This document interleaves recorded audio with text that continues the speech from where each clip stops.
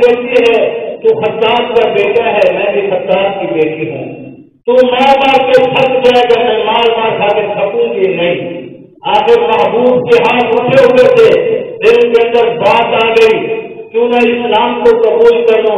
کہا بھائینا، کہا میری بہن مجھے وہ کلام دکھا، میں دیکھنا چاہتا ہوں۔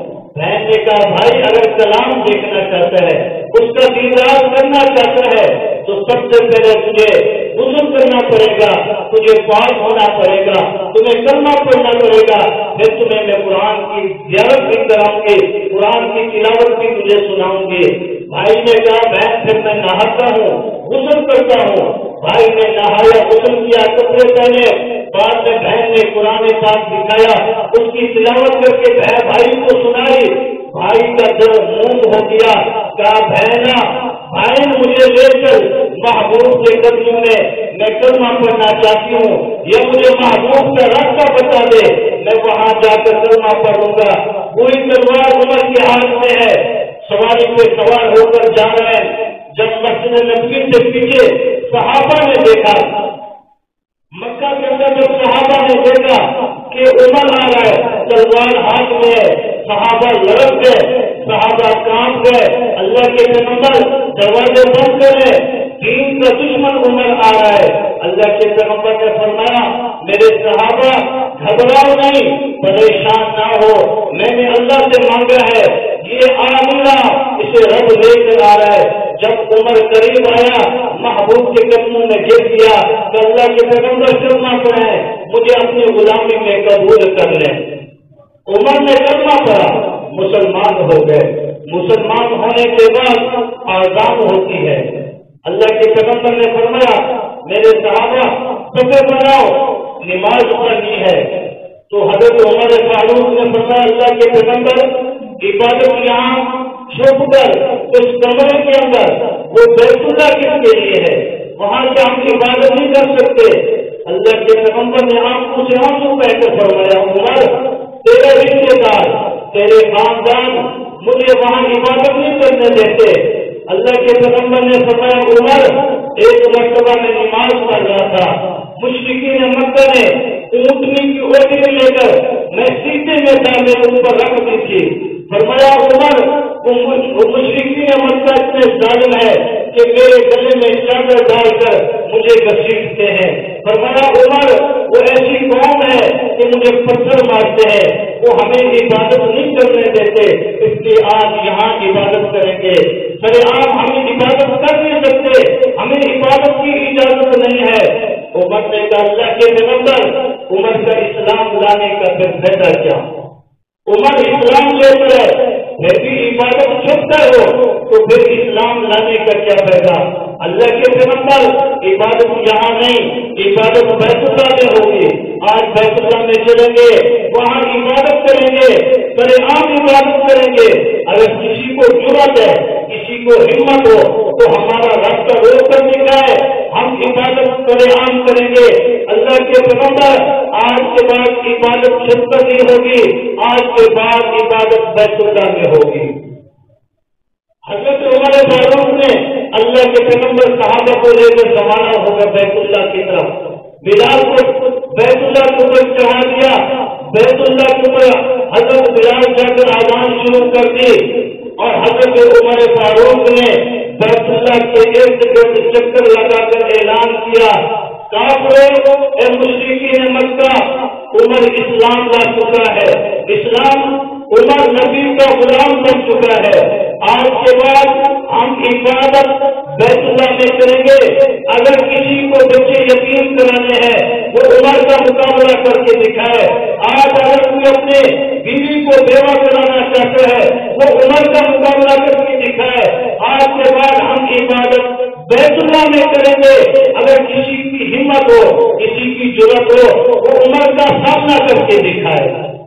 اس کے بعد اللہ کے پیغمبر نے عبادت بیت اللہ میں شروع ہو گئی، بیت اللہ کا در کھول دیا۔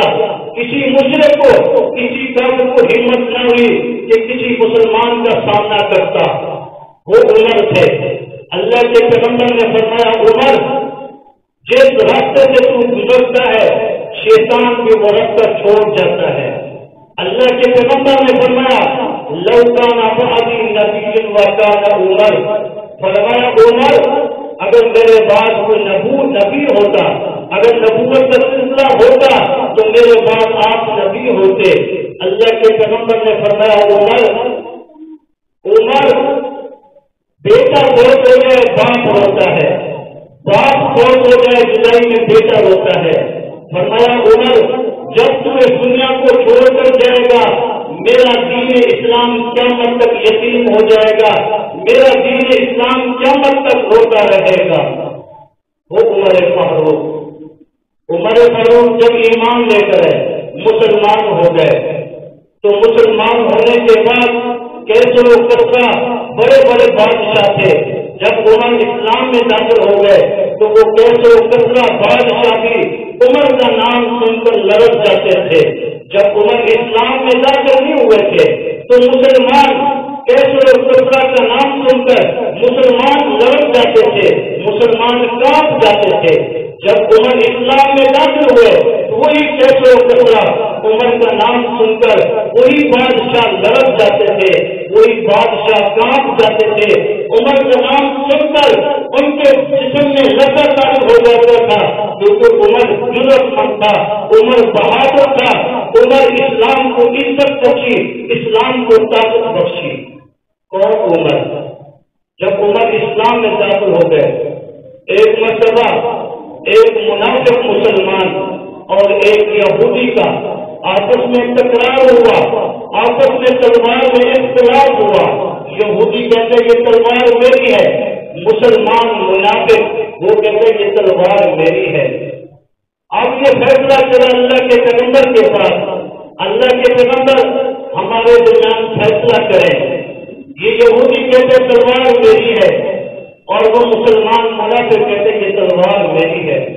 اللہ کے محبوب نے دونوں کی باتیں سننے کے بعد اللہ کے پیغمبر نے فرمایا یہ تلوار یہودی کی ہے، یہ یہودی اس تلوار کا مالک ہے۔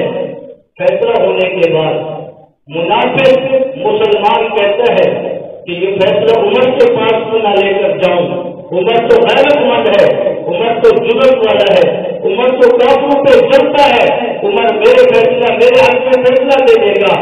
تو وہ منافق مسلمان کہتا ہے یہودی کو کہ یہ فیصلہ تو ٹھیک ہے لیکن آج چلتے ہیں عمر کے پاس، عمر سے ہم فیصلہ کرواتے ہیں۔ یہودی نے کہا چلو اگر تجھے اپنے نبی کے فیصلے پر یقین نہیں ہے تو چل پھر عمر کے پاس بھی چلتے ہیں، وہاں سے فیصلہ کروا لیتے ہیں۔ یہودی اور وہ منافق جو اپنے آپ کو مسلمان کہلوانے والا حضرت عمر فاروق کے پاس آ گئے۔ وہ مسلمان منافق کہتا ہے کہ عمر ہماری غیرت کہاں گئی، ہم مسلمانوں کا ساتھ کیوں نہیں دیتے، ہم حق کے فیصلے کیوں نہیں کرتے۔ عمر فاروق نے فرمایا کیا بات ہے، مسئلہ کیا ہے؟